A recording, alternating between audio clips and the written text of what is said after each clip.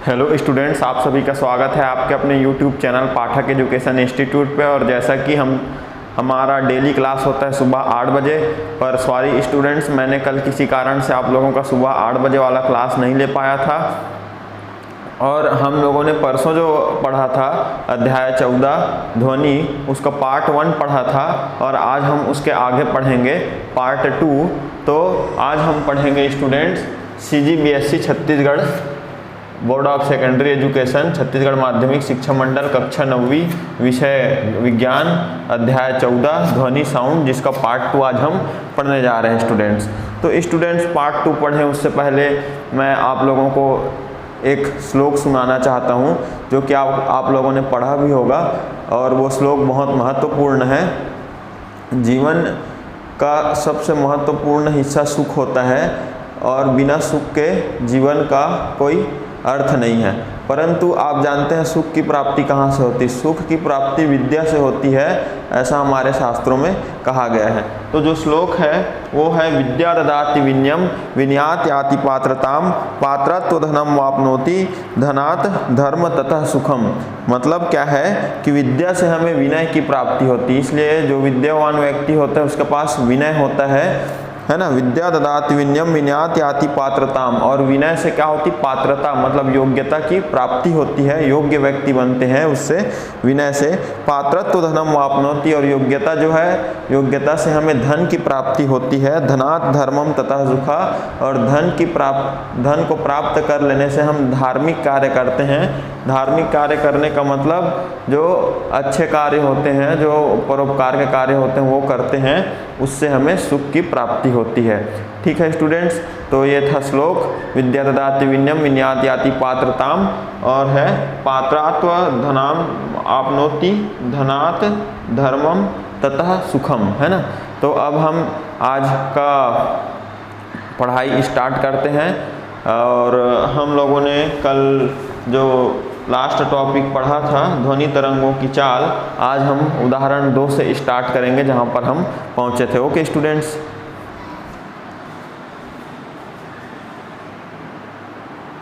तो फ्रेंड्स उदाहरण 2 का क्वेश्चन देखते हैं। उदाहरण 2 का क्वेश्चन है किसी गैस माध्यम से स्रोत द्वारा 40,000 संपीड़न 40,000 विरलन प्रति सेकंड निर्मित होती है।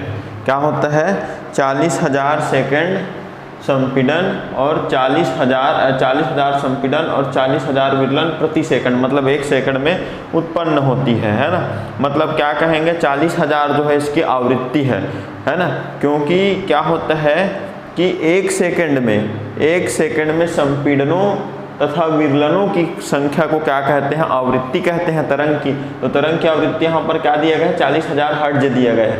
यदि पहला संपीड़न स्रोत से 1 सेंटीमीटर की दूरी पर हो तो तरंग का वेग ज्ञात कीजिए। ठीक है, 1 सेंटीमीटर की दूरी पर हो तो तरंग का वेग ज्ञात कीजिए। तो हल, जैसा कि मैंने यहाँ पर बताया कि इसकी आवृत्ति क्या दी गई है? तरंग की आवृत्ति मतलब कि n इक्वल टू दिया गया है 40,000 हर्ट्ज।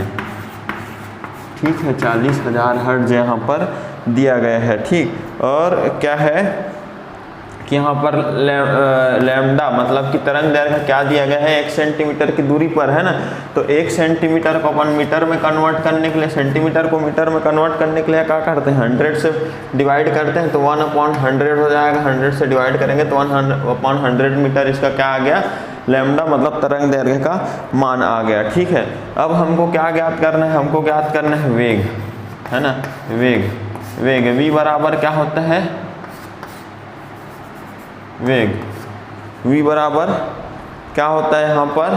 n इंटू लैम्डा, मतलब आवृत्ति गुणित तरंग दैर्घ्य। तो यहाँ पर अपने को क्या निकालना था? वेग ज्ञात कीजिए बोला है ना, वेग ही तो ज्ञात करना है अपने को। तो यहाँ पर फॉर्मूले में पुट कर देते हैं। n का वैल्यू यहाँ पर आवृत्ति का वैल्यू है 40,000 हर्ट्ज, और इंटू लैम्डा का वैल्यू है यहाँ पर 1/100। तो यहाँ पर देखिए 00 यहाँ पर कैंसिल हो गया, तो क्या आया? 400। आंसर क्या आया? 400। वेग क्या आया? 400 मीटर पर सेकंड। 400 मीटर पर सेकंड इसका आंसर आया। ठीक है, वेग क्या आया? 400 मीटर पर सेकंड। तो ये इस प्रकार से क्वेश्चन बनेगा। अब देखते हैं इसका नेक्स्ट टॉपिक। ओके स्टूडेंट्स,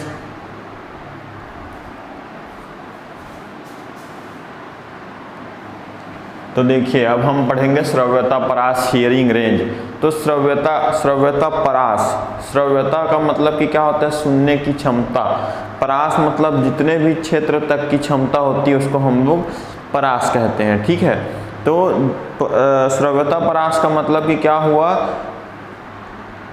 क्षेत्र तक की सुनने की क्षमता, मतलब कितने क्षेत्र तक हम सुन सकते हैं उसकी क्षमता, है ना, उसको हम पढ़ेंगे श्रव्यता परास मतलब कि हियरिंग रेंज टॉपिक में, ठीक है। तो यहाँ पर देखते हैं क्या लिखा हुआ है, मनुष्यों में ध्वनि की श्रव्यता मतलब सुनने की क्षमता के आधार पर इसे 3 भागों में बांटा गया है। किसे 3 भागों में बांटा गया है, ध्वनि को 3 भागों में बांटा गया है। कौन कौन से 3 भागों में बांटा गया है, पहला श्रव्य ध्वनि, है ना, और दूसरा अश्रव्य ध्वनि, और तीसरा है पराश्रव्य ध्वनि। तो इसे ध्यान रखिएगा, ठीक है। सुनने की क्षमता के आधार पर या श्रव्यता के आधार पर 3 भागों में ध्वनि को बांटा गया है, क्योंकि इसके पहले भी हम लोगों ने पढ़ा था ध्वनि को तरंग के आधार पर। तो उसमें क्या था, अनुप्रस्थ तरंग और अनुदैर्घ्य तरंग, है ना।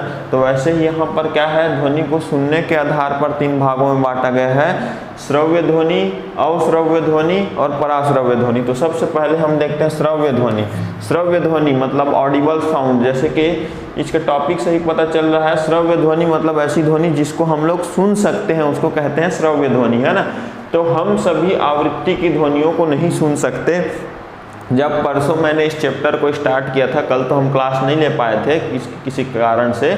जब हम परसों इस क्लास को स्टार्ट किए तभी मैंने आप लोगों को बताया कि हम लोगों की सुनने की एक क्षमता होती है जो कि क्या होती है, 20 हर्ट्ज से लेके 20,000 हर्ट्ज तक की आवृत्ति की ध्वनि को हम सुन पाते हैं ना। तो वही यहाँ पर श्रव्य ध्वनि लिखा हुआ है, ऑडिबल साउंड। हम सभी आवृत्ति की ध्वनियों को नहीं सुन सकते, 20 हर्ट्ज से कम और 20,000 हर्ट्ज से ज़्यादा के ध्वनि को हम नहीं सुन सकते, है ना। मनुष्यों में ध्वनि की श्रव्यता का परास अर्थात जिसे हम सुन सकते हैं लगभग क्या होता है, 20 हर्ट्ज से 20,000 हर्ट्ज। अब 1000 की जगह किलोवाट भी यूज़ करते हैं, इसलिए क्या होगा, 20 किलो हर्ट्ज भी बोल सकते हैं। तो 20 हर्ट्ज से 20,000 हर्ट्ज तक हमारे सुनने की क्षमता होती है। परंतु देखो 5 वर्ष से कम उम्र या 5 वर्ष का बच्चा है या उससे कम उम्र का बच्चा है, वो हमसे ज़्यादा सुन सकता है, वो हमसे ज़्यादा सुन सकता है ना। मतलब 20,000 हर्ट्ज तक हम सुन सकते हैं, उससे ज़्यादा की आवृत्ति की भी ध्वनि आ जाए तो 25,000 हर्ट्ज तक वो सुन सकता है। यही बात यहाँ पर लिखा है, 5 वर्ष से कम आयु के बच्चे तथा कुछ जंतु जैसे कुत्ते, है ना, 25 किलो हर्ट्ज मतलब 25,000 हर्ट्ज तक की ध्वनि को सुन सकते हैं, ठीक है। तो इसको बोलते हैं श्रव्य ध्वनि। अब देखते हैं दूसरा अश्रव्य ध्वनि, ठीक है।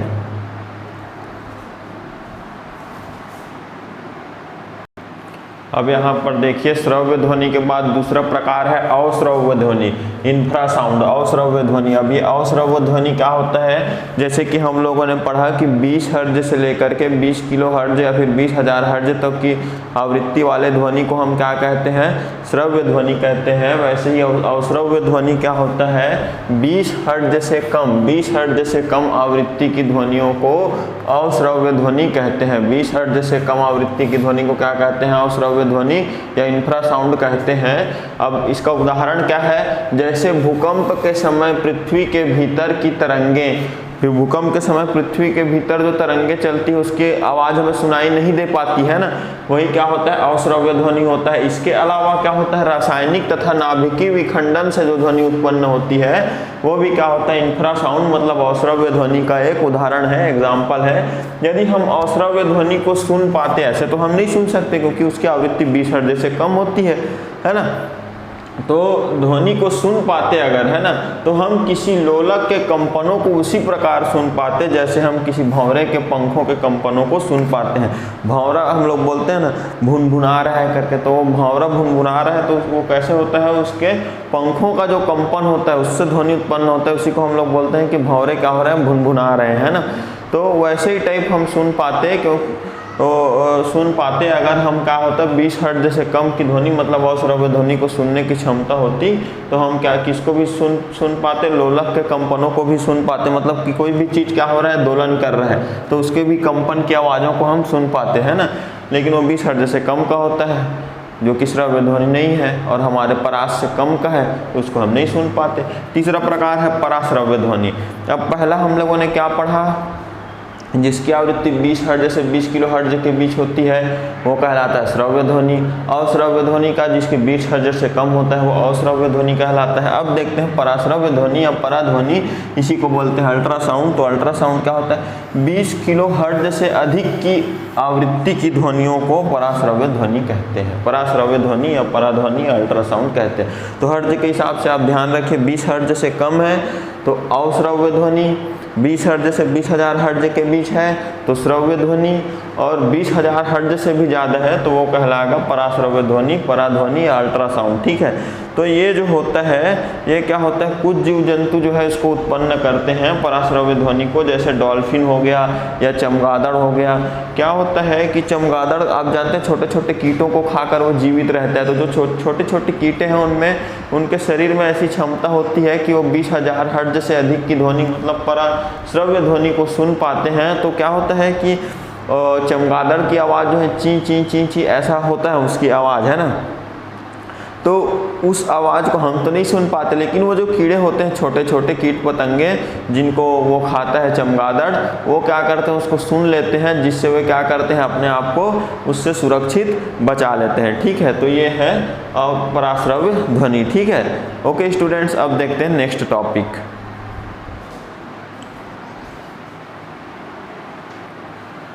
अब हम लोगों ने श्रव्य ध्वनि, अश्रव्य ध्वनि और पराश्रव्य ध्वनि पढ़ा। इन तीनों में ध्वनियों में सबसे ज़्यादा उपयोगी ध्वनि जो है अभी तक वो है पराश्रव्य ध्वनि। तो पराश्रव्य ध्वनि का अनुप्रयोग ही क्या है हमारा नेक्स्ट टॉपिक है। तो पराश्रव्य ध्वनि का उपयोग कहाँ कहाँ किया जाता है इसको हम इसके अंतर्गत पढ़ेंगे। तो देखते हैं पराश्रव्य ध्वनि का अनुप्रयोग कहाँ कहाँ किया जाता है। पराश्रव्य ध्वनियाँ या पराध्वनियाँ उच्च आवृत्ति की तरंगे हैं। इसकी आवृत्ति कितनी होती है, 20,000 हर्ट्ज से, मतलब ये क्या होती है उच्च आवृत्ति की तरंगे होती है। ये ध्वनियाँ अवरोधों की उपस्थिति में भी एक निश्चित पथ पर गमन करती है। अवरोधों की उपस्थिति में भी निश्चित पथ पर गमन करती है। इसका मतलब क्या कि कोई तरंग क्या कर रहा है, एक स्थान से दूसरे स्थान संचरण हो रहा है, उसका मतलब जा रहा है, पर बीच में क्या हो एक ब्रेकर हो, मतलब उसे रोकने वाला कोई पदार्थ हो तो वो रुक जाता है। परंतु ये पराश्रव्य ध्वनि ऐसी ध्वनि है कि अवरोधों के आने पर भी वो जिस मार्ग में गमन करता है उसी मार्ग में गमन करते ही रहता है कंटिन्यू। ठीक है, तो उसी को यहाँ पर बोला गया है कि ये ध्वनियाँ अवरोधों की उपस्थिति में भी एक निश्चित पथ पर गमन कर सकती है। उद्योगों तथा चिकित्सा के क्षेत्र में पराध्वनियों का वृहत रूप से उपयोग किया जाता है। कहाँ कहाँ, उद्योग और चिकित्सा के क्षेत्र में वृहत रूप से मतलब बड़े रूप में पराध्वनि या पराश्रव्य ध्वनि या अल्ट्रासाउंड बोल सकते हैं, इसका उपयोग किया जाता है ना। अब कहाँ कहाँ किया जाता है, देखो पराध्वनि प्रायः उन भागों में साफ करने में उपयोग की जाती है जिन तक सामान्य विधि से पहुँचना कठिन होता है। मतलब ऐसे भाग जिनको हमें सफाई तो करनी है परंतु मनुष्यों का पहुँच पाना वहाँ पर असंभव होता है, तो उन चीज़ों को साफ करने के लिए किसका उपयोग करते हैं, पराध्वनि या पराश्रव्य ध्वनि का उपयोग किया जाता है।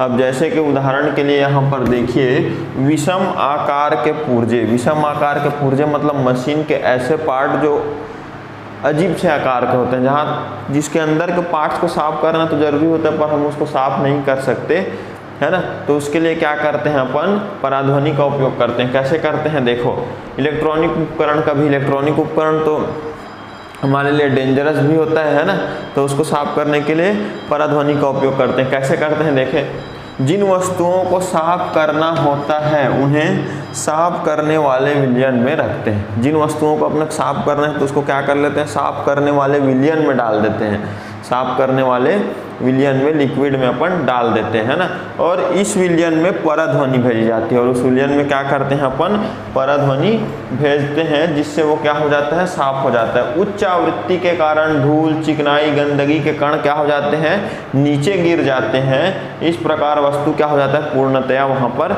साफ हो जाता है।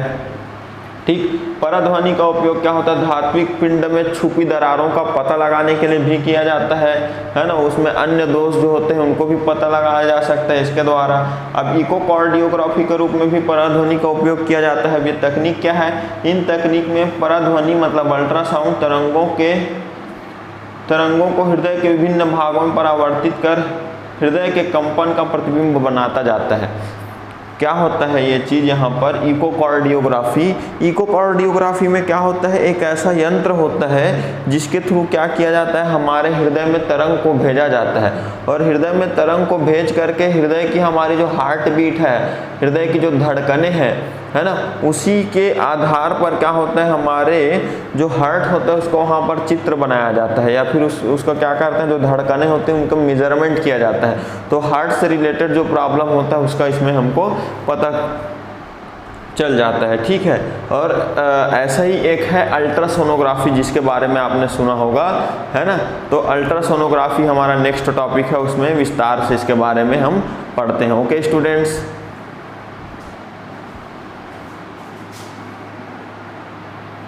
तो देखिए अल्ट्रासोनोग्राफी क्या होती है। अल्ट्रासोनोग्राफी क्या होती है, पराध्वनि अल्ट्रासाउंड संसूचक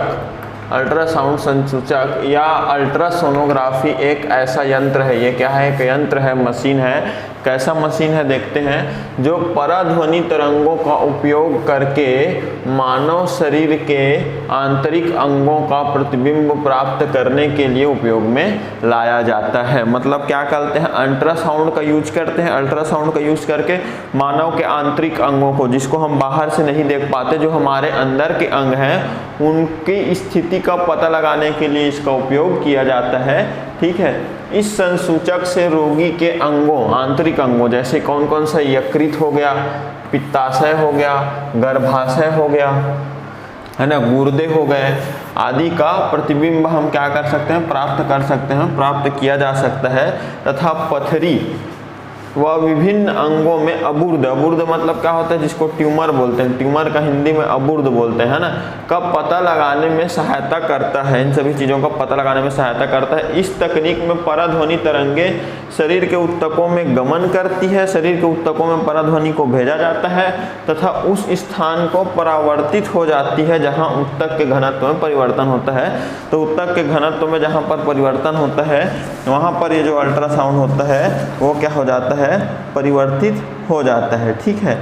अब और क्या है कि इसके आगे परिवर्तित हो जाता है, इसके पश्चात इन तरंगों को क्या कर देते हैं, विद्युत संकेतों में परिवर्तित कर लिया जाता है। वो क्या होता है कि लौट करके परिवर्तित होकर के आता है हमारे अंगों से, आंतरिक अंगों से टकरा करके। तो क्या होता है, उन जो टकरा करके आई हुई तरंगे होती है, अल्ट्रासाउंड, इसको क्या किया जाता है, एक इलेक्ट्रिकल साइन में परिवर्तित करके क्या किया जाता है, मॉनिटर में उसको प्रदर्शित कर दिया जाता है।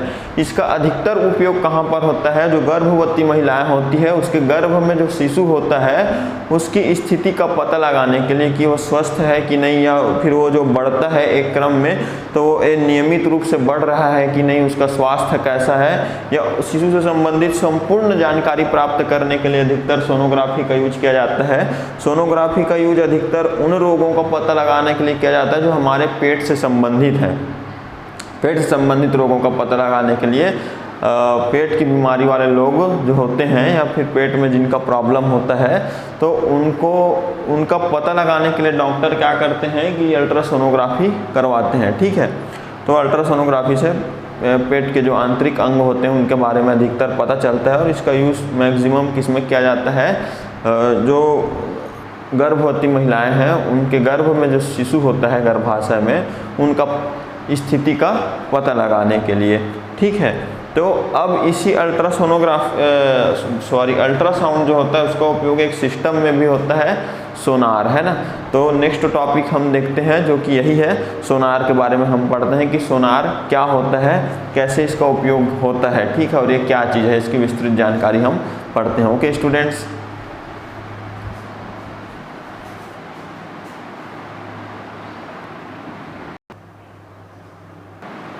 अब देखिए सोनार हम क्या चीज़ होता है उसको देखते हैं। सोनार का मतलब कि क्या होता है, SONAR, sound navigation and ragging, इसका उपयोग किया जाता है।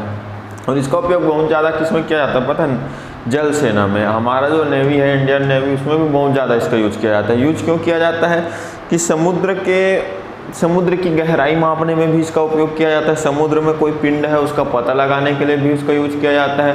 उसके चाल का पता लगाने के लिए किया जाता है। समुद्र में जहाज़ के आसपास कोई वस्तु, उसकी स्थिति का पता लगाने के लिए इस सिस्टम का उपयोग किया जाता है ना।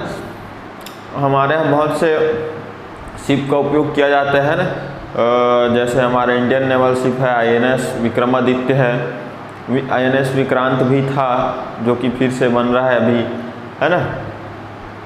और कई क्लासेस हैं हमारे शिप्स की जो इंडियन नेवी में यूज होता है, जल सेना में।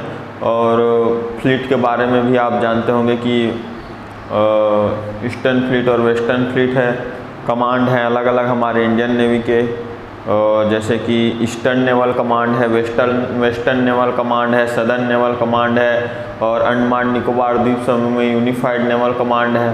तो यूनिफाइड नेवल कमांड में नेवी, आर्मी और एयरफोर्स तीनों की सेनाएं तैनात होती हैं वहाँ पर, है ना। खैर हम लोगों को क्या पढ़ना है, सोनार सिस्टम। तो क्या चीज़ के लिए उपयोग किया जाता है, यह एक ऐसी युक्ति है, युक्ति मतलब एक ऐसा क्या है, यंत्र है, मशीन है, जिसमें जल में स्थित पिंडों, कोई भी वस्तु जल में स्थित की दूरी का पता लगाने के लिए, उसकी दिशा का पता लगाने के लिए तथा उसके चाल का पता लगाने के लिए हम लोग क्या करते हैं, पराध्वनि तरंगों का उपयोग करते हैं। अब ध्यान से समझना ये होता क्या है सोनार। सोनार एक ऐसा सिस्टम है, एक ऐसी मशीन है जिसमें क्या होता है, एक प्रेषित्र होता है जो यहाँ पर लगा हुआ है देखिए जहाज में, और एक संसूचक होता है। तो प्रेषित्र मतलब ट्रांसमीटर इसको बोलते हैं इंग्लिश में। तो प्रेषित्र का काम क्या होता है, ये अल्ट्रासाउंड बनाता है और बनाने के बाद उसको क्या करता है, छोड़ता है। तो यहाँ से क्या हो जाता है कि निकलने लगता है क्या, तरंग, और तरंग निकल के जाता है समुद्र की गहराइयों पर। तो भाई गहराई पर जा रहे हैं कहीं पर कोई वस्तु आएगी तो उससे टकराएगा ही है। तो कोई वस्तु आ गई तो वहाँ पर क्या हो जाता है, वो टकरा जाता है, और टकरा के क्या हो जाता है, फिर वापस चलने लगता है, तो जो प्रेषित्र मतलब संसूचक है जिसको बोलते हैं रिसीवर, वो क्या कर लेता है, रिसीव कर लेता है, संसूचित कर लेता है, मतलब प्राप्त कर लेता है जो लौट कर आ रही तरंगे हैं उनको। ठीक है, तो अब आप ये सोच रहे होंगे कि ठीक है यहाँ से तरंग गई और वहाँ से प्राप्त कर ली गई, लेकिन कैसे पता चलेगा, उसकी स्थिति का पता कैसे चलेगा, या फिर उसकी गहराई का, समुद्र की गहराई कैसे मापते होंगे। तो देखिए जैसे कि हम लोग क्या कर लेते हैं, ये यहाँ से प्रेषित्र से क्या गया इस ऑब्जेक्ट तक या समुद्र के स्थल तक गया ये क्या, तरंग, तो इसकी दूरी मान लेते हैं d। फिर उतने ही दूर वापस जाएगा जहाज में, तो उसकी दूरी मान लेते हैं d प्लस d, 2d हो गया। दूरी कितना हुआ, 2d, दूरी हुआ 2d। ठीक है, और टाइम जो है समय, अब समय क्या करते हैं हम मशीन के द्वारा, जो जहाज में होते हैं वो माप लेते हैं कि हाँ हमने इतने टाइम छोड़ा तरंग को और इतने टाइम प्राप्त किया, तो टाइम पता चल जाता है। टाइम अपन यहाँ पर ले लेते हैं t, है ना। और उसका हमको क्या कर लेते हैं, पहले से पता होता है, जो तरंग होता है ना, जो वेव हम लोग छोड़ते हैं अल्ट्रासाउंड, उसका हमें पहले ही जल में क्या होता है, चाल मालूम होता है। ठीक है, तो चाल हम लोग क्या कर लेते हैं, चाल ले लेते हैं, v ले लेते हैं मान लो। ठीक है, तो चाल बराबर क्या होता है, दूरी बटे समय होता है।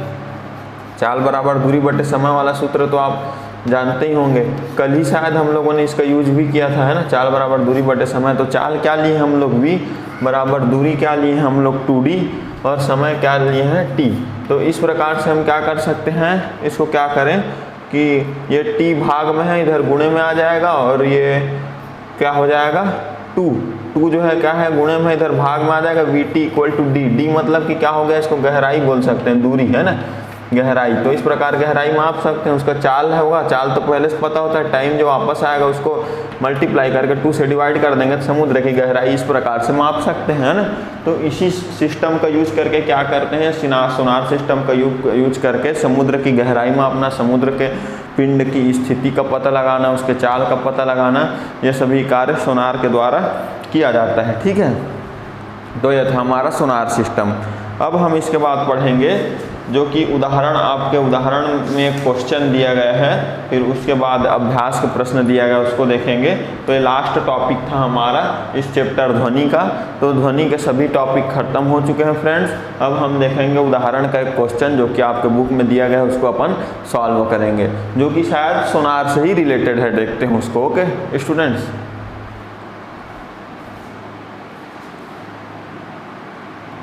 तो देखिए अभी जो सोनार सिस्टम पढ़ा हमने, उसी से संबंधित ये उदाहरण का क्वेश्चन है। एक अनुसंधान टीम द्वारा समुद्र की गहराई में सोनार संसूचक से सिग्नल प्रेषित किया जाता है, मतलब भेजा जाता है। सिग्नल 6 सेकंड बाद प्राप्त होता है, वापस आता है। टाइम क्या दिया है यहाँ पर? टाइम दिया है 6 सेकंड, ठीक है। यदि समुद्री जल में ध्वनि की चाल 1500 मीटर पर सेकंड, 1500 मीटर पर सेकंड क्या है? चाल है, v, है ना।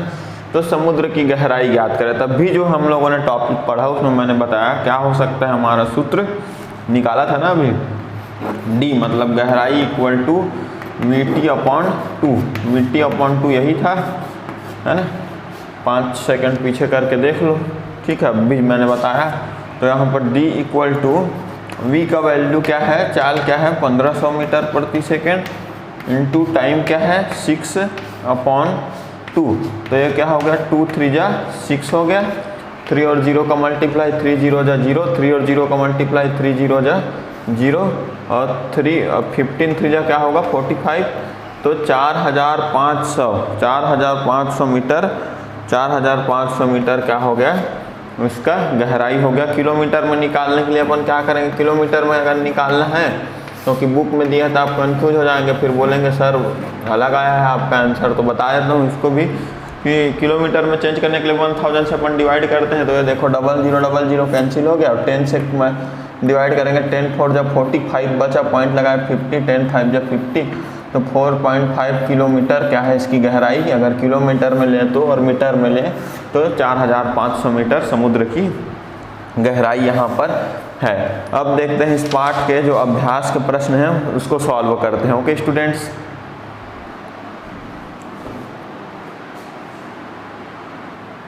तो अब देखिए अभ्यास के प्रश्न देखते हैं। तो अभ्यास के प्रश्न जो आपके बुक में अंत में दिए गए प्रश्न हैं, तो उसमें पहला प्रश्न सही विकल्प चुनकर लिखिए। इसका पहला प्रश्न है, जब ध्वनि तरंगें माध्यम में संचरित होती है तब एक स्थान से दूसरे स्थान पर क्या होता है। पहला दिया है माध्यम के कण का स्थानांतरण होता है। जब ध्वनि संचरित होती तो माध्यम के कण का स्थानांतरण नहीं होता, बल्कि ध्वनि का स्थानांतरण होता है। हम तक माध्यम के कण थोड़ी पहुंचते हैं, ध्वनि पहुंचते हैं, तो ये वाला तो नहीं आएगा, है ना।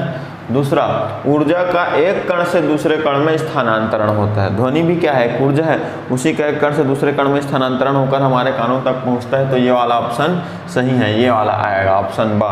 अब सा देख लेते हैं, ऊर्जा का परिवर्तन होता है, कोई परिवर्तन नहीं होता, है ना। परिवर्तित होकर थोड़ी साउंड अगर परिवर्तित हो जाता तो हम तक पहुँचता ही कैसे, ये वाला आएगा ही नहीं।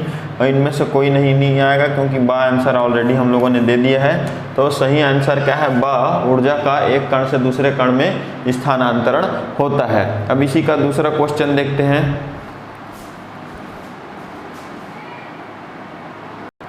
अब देखिए इसका दूसरा प्रश्न सही विकल्प चुनकर लिखिएगा।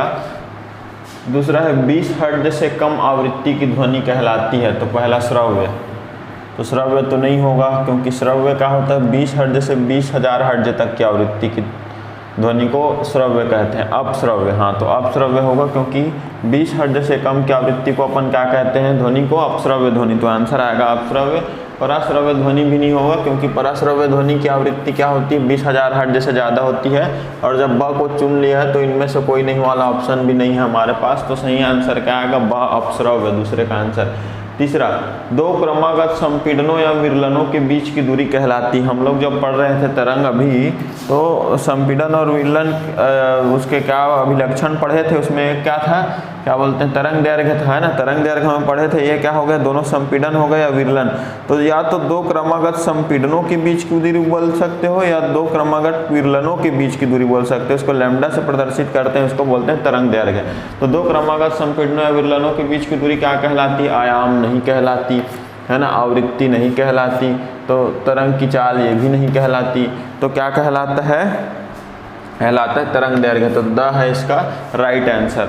चौथा है, संचरित तरंग के वेग v तथा आवृत्ति तथा तरंग दैर्घ्य के संबंध, तरंग दैर्घ्य में संबंध होता है। तो क्या संबंध होता है भाई, इनमें संबंध होता है, ये राइट आंसर है बा, v = n लैम्डा। इसको हम लोगों ने पढ़ा हुआ है, और बाकी ऑप्शन रॉन्ग है ना। और पांचवा क्या है क्वेश्चन है, ध्वनि तरंगे संचरित नहीं होती ठोस में तो सबसे अच्छे तरीके से तो ठोस में ही संचरित होती है, तो ये तो नहीं आएगा, है ना। और द्रव में भी संचरित होती है, वायु में बहुत अच्छे से क्लियर हमको आवाज़ नहीं आता, आवृत्ति भी कम हो जाती, परंतु ये भी इसमें भी संचरित होती ही है, तो ये भी नहीं आएगा। निर्वात, ये आएगा सही आंसर। निर्वात में कभी भी ध्वनि का संचरण नहीं होता। इसको प्रैक्टिकल के द्वारा, बॉटल वाला जो प्रैक्टिकल था बेल जार वाला, उसके थ्रू मैंने परसों जो क्लास हुआ था हमारा, उसमें मैंने आप लोगों को बताया था। ओके स्टूडेंट्स, अब देखते हैं इसका छठवां ऑप्शन, है ना, छठवां क्वेश्चन, ठीक है।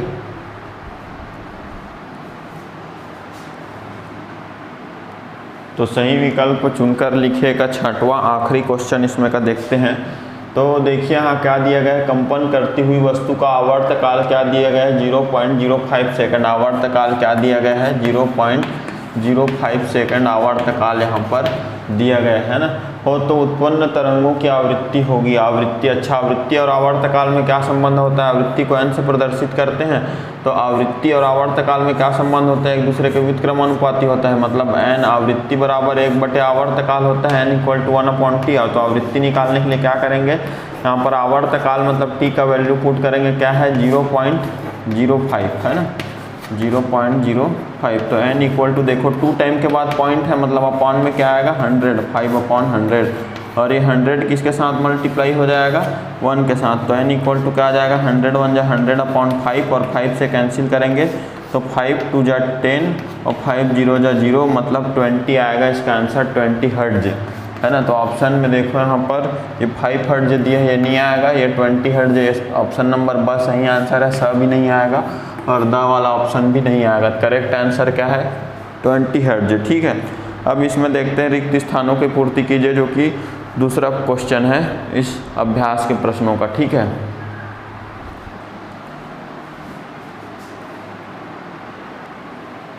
देखिए रिक्त स्थानों की पूर्ति कीजिए, दूसरा प्रश्न है ना। तो क्या दिया है देखते हैं। पहला इसमें का, मानव में ध्वनि की श्रव्यता परास होती है। मानव में ध्वनि की श्रव्यता परास क्या होती है, हम लोगों ने पढ़ा था श्रव्यता परास टॉपिक में, 20 हर्ट्ज से 20,000 हर्ट्ज, 20 हर्ट्ज से 20,000 हर्ट्ज, या फिर उसी को 20 किलो हर्ट्ज भी बोलते हैं, है ना। तो 20 हर्ट्ज से 20 किलो हर्ट्ज उसकी श्रव्यता परास होती है। दूसरा क्वेश्चन देखते हैं, तरंग दैर्घ्य का ऐसा मात्रक, तरंग दैर्घ्य पढ़े थे उसमें, इसको पढ़ चुके हैं। तरंग दैर्घ्य का ऐसा मात्रक क्या होता है, तरंग दैर्घ्य का ऐसा मात्रक मीटर होता है। तीसरा प्रश्न क्या बोल रहे हैं, क्रमागत संपीड़न तथा विरलन के मध्य की दूरी खाली स्थान होती है। क्रमागत संपीड़न तथा विरलन के मध्य दूरी क्या होती है, तरंग दैर्घ्य कहते हैं उसको, है ना। क्रमागत संपीड़नों तथा विरलनों के बीच की दूरी को क्या कहते हैं, तरंग दैर्घ्य, तरंग दैर्घ्य कहते हैं। चौथा क्वेश्चन है, ध्वनि का वेग खाली स्थान पर निर्भर करता है। तो जाहिर सी बात है, ध्वनि का वेग माध्यम पर निर्भर करता है। हम लोगों ने पढ़ा था ना, अगर माध्यम ठोस हो तो बहुत ज़्यादा वेग से जाता है और स्पष्ट सुनाई देता है, और द्रव हो तो थोड़ा कम वेग से थोड़ा कम स्पष्ट सुनाई देता है, वायु में बहुत कम वेग से बहुत कम स्पष्ट सुनाई देता है। तीसरा प्रश्न है, यदि ध्वनि तरंग की आवृत्ति को दुगुना कर दिया जाए तो माध्यम में उसका वेग कितना होगा, देखते हैं। देखिए भाई, ध्वनि तरंग की आवृत्ति को दुगुना करेंगे तो उसका वेग कितना होगा। तो वेग और आवृत्ति में संबंध क्या होता है, v = n लैम्डा होता है। तो यहाँ पर n क्या है, आवृत्ति, n को दुगुना कर दूँ, मतलब n की जगह 2n कर दूंगा, है ना, 2n। तो ये भी क्या हो जाएगा, दुगुना हो जाएगा। दोनों तरफ देखो 2 का गुणा करेंगे इसमें समीकरण 1 मान करके, तो ऐसा हो जाएगा, मतलब इसको दुगुना किए तो ये भी क्या हो गया, दुगुना हो गया। तो वही चीज़ यहाँ पर वेग भी दुगुना हो जाएगा। प्रश्न क्या पूछा है, यदि ध्वनि तरंग की आवृत्ति को दुगुना कर दिया जाए तो माध्यम में उसका वेग कितना होगा। तो आंसर आएगा, यदि ध्वनि तरंग की आवृत्ति को दुगुना कर दिया जाए तो माध्यम में उसका वेग भी दुगुना हो जाएगा। तो ये आएगा इसका आंसर। अब देखते हैं चौथा प्रश्न।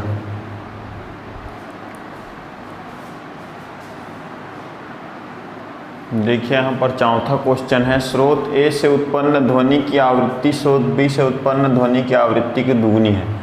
मान लेते हैं स्रोत A की आवृत्ति है n, तो स्रोत B की आवृत्ति क्या हो जाएगी, A की दुगुनी है बोल रहा है ना।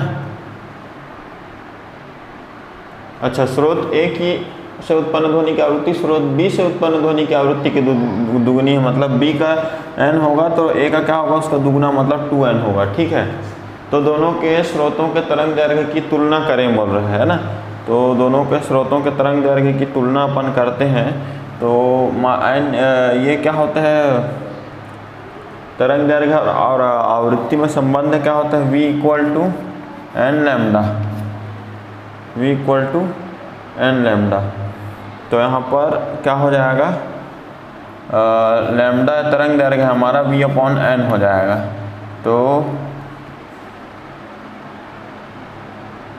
अच्छा, यहाँ पर क्या करते हैं अपन, लैम्डा को स्थानांतरित कर देते हैं, तो v/λ हो जाएगा n = है ना। तो यहाँ पर अगर क्या करें, ये n = b के लिए हो गया, और 2n करेंगे तो क्या हो जाएगा, 2n = 2v/λ, है ना। तो पहले वाले के लिए इसको λ1 मान लेते हैं, इसको λ2 मान लेते हैं। तो ये क्या है, दोनों का अगर हम लोग तुलना करें तो देखो यहाँ पर ये क्या हो जाएगा, n, ये 2 है, 2 क्या हो जाएगा, n के प्लेस में देखो n = यहाँ पर भी v/λ1 है, तो यहाँ पर v/λ1 रख देंगे, है ना। तो क्या हो जाएगा, अच्छा ये एक λ1 हो गया, इसके लिए ये हो जाएगा, ए के लिए λ1 कर लेते हैं, इसके लिए λ2 कर लेते हैं। ठीक है, तो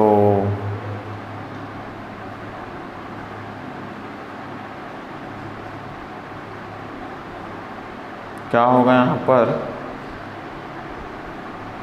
तो यहाँ पर अगर हम पुट करके बनाएंगे तो क्या हो जाएगा, ये आधा हो जाएगा इसका, है ना।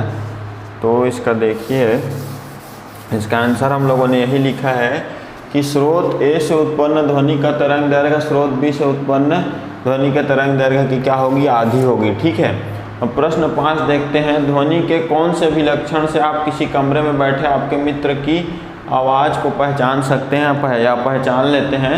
तो बहुत सारे अभिलक्षण पढ़े ना, तरंग दैर्घ्य पढ़े, आवृत्ति पढ़े, आवर्तकाल पढ़े, आयाम पढ़े। तो उनमें से जो आयाम है उसके थ्रू अपन क्या करते हैं, किसी कमरे में हमारा मित्र बैठा है तो उस बहुत सारी आवाज़ों के बीच उनकी आवाज़ को पहचान सकते हैं। तो उसका आंसर क्या है, ध्वनि के आयाम अभिलक्षण। कौन सा अभिलक्षण, आयाम अभिलक्षण से हम किसी कमरे में बैठे अपने मित्र की आवाज़ को पहचान लेते हैं। तो ये आएगा इसका आंसर। ठीक है, ये हो गया 5वां प्रश्न। अब देखते हैं 6वां प्रश्न।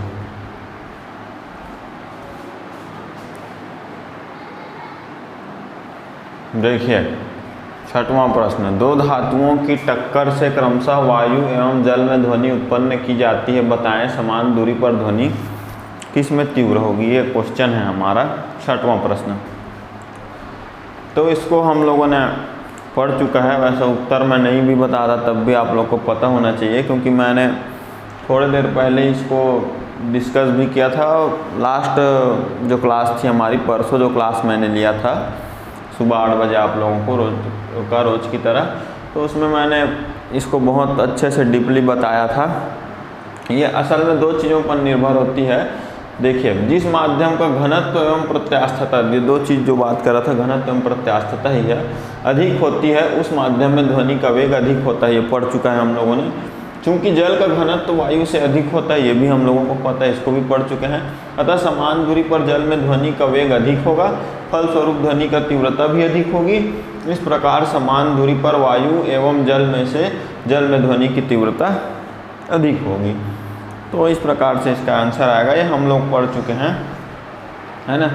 तो इसमें प्रश्न नंबर 7वां आपका दिया, ध्वनि क्या है, यह कैसे उत्पन्न होती है। पढ़ चुके हैं ध्वनि की उत्पत्ति, हम लोग टॉपिक पढ़े हैं, उसमें आप आंसर आपको मिल गया होगा पूरा। मैंने लिखा हुआ था परसों के वीडियो में, आप देख सकते हैं, उसका आंसर आपको मिल जाएगा। संपीड़न एवं मिलन को सचित्र समझाइए, वो भी हमारा लास्ट वीडियो है, ध्वनि का पार्ट 1, उसमें जा कर के देख लीजिए, इसका आंसर मिल जाएगा। चित्र द्वारा समझाया था। ध्वनि संचरण के लिए माध्यम की आवश्यकता होती, जो बेल जार वाला प्रैक्टिकल मैंने बनाया था ना यहाँ पर पिछले वीडियो में, वो भी मिल जाएगा। पार्ट 1 में जा कर के देख लीजिए। इसका आंसर समझाइए कि ध्वनि तरंग अनुदैर्घ्य तरंग है, इसको भी हम लोगों ने पढ़ चुके हैं, इसको भी देख सकते हैं पिछले में जा कर के। अब टिप्पणी लिखिए, बोल रहे हैं प्रश्न 11, ईसीजी या इकोकार्डियोग्राफी इसी को बोलते हैं, अभी उसको हम लोगों ने पढ़ा। कहाँ पर पढ़ा? जो पराश्रव्य जो ध्वनि है उसका जो पढ़ रहे थे ना अभी, सोनार पढ़े, दूसरा अल्ट्रासोनोग्राफी अभी पढ़े थोड़ा देर पहले, वही इसका आंसर है। सोनार भी अभी पढ़े, जहाज वगैरह का, वही इसका आंसर है इसमें, मतलब मैंने पूरा करा दिया है इसको, है ना। और फिर 12वां प्रश्न दिया है, तरंग के वेग, आवृत्ति तथा तरंग दैर्घ्य को सचित्र परिभाषित कर इनका संबंध उत्पन्न करें। संबंध तो मैंने बताया ही था पूरा बना के, लास्ट पार्ट 1 में जा कर के देख लीजिए, पिछले वीडियो में उसका पूरा चित्र सहित मैंने इसको बताया हुआ है ना। अब इसके बाद जो 13वां प्रश्न है न्यूमेरिकल क्वेश्चन, उसको अपन सॉल्व करते हैं। Okay students,